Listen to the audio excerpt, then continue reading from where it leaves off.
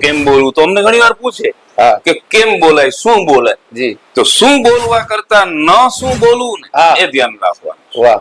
અત્યારે જે મીડિયાનો યુગ છે, આપ જુઓ છો, ટુકડા બનાવી અને રજૂ કરે અને કલાકારોને પછી પરેશાન કરવાનું અને માફી માંગો, કારણ કે આખી વાતને સાંભળતા નથી. આટલું બધું શોર્ટ ચાલી રહ્યું છે ત્યારે નેગેટિવ જે છે એ બધા એવું પકડી અને સોશિયલ મીડિયા દ્વારા રજૂ કરી દે છે. એટલે પછી કલાકારને જે સાહિત્યની વાતો કરવી છે વાતો પણ નથી થઈ શકે એવો અત્યારે આ સોશિયલ મીડિયાના માધ્યમથી જે કલાકારો માટે સંઘર્ષનો યુગ છે. સંઘર્ષનો યુગ. હર્ષદાનજી, આજના સમયમાં કલાકારોને ખૂબ જ વિવાદમાં લેવામાં આવે છે બધી બાબતમાં, અને ક્યાંક કલાકારો પોતે સોશિયલ મીડિયામાં વિવાદમાં આવે છે. એ બાબતે તમારું શું કેવું?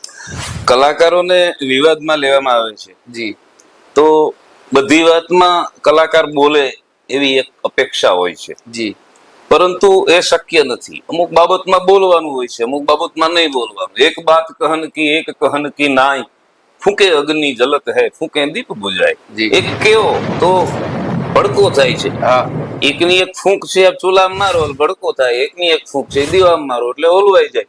તો જે કહેવાનું એ કહેવાનું, નહીં કહેવાનું એ તો નહીં. તો આવું કલાકારે પ્રોટોકોલ પોતાને સમજીને રાખવો કે શું આપણે ન બોલીએ તો વિવાદ ન થાય. જી જી. એનું એક છતાં પણ ક્યારેક લઈ કરેક્શન કરી વિડીયોના અને જયારે બતાવવામાં આવે છે ત્યારે કલાકારને એના ઉપર ખોટું કરી રહ્યા છે એવું લાગે આપણે. જી.